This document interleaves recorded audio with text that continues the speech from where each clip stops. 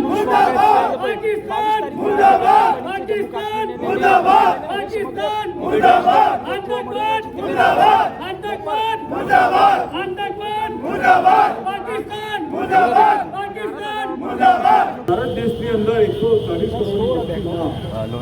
જે વસ્તુ ન બને એ વસ્તુ બની ગઈ કાશ્મીરમાં પહેલગામમાં જે આતંકવાદીઓએ નિર્દોષ પરિવર્તનો હતા જે ટુરિસ્ટ હતા એમની ઉપર એ લોકો ત્યાં એન્જોય કરતા હતા ને એમાં તમને નવી લાગશે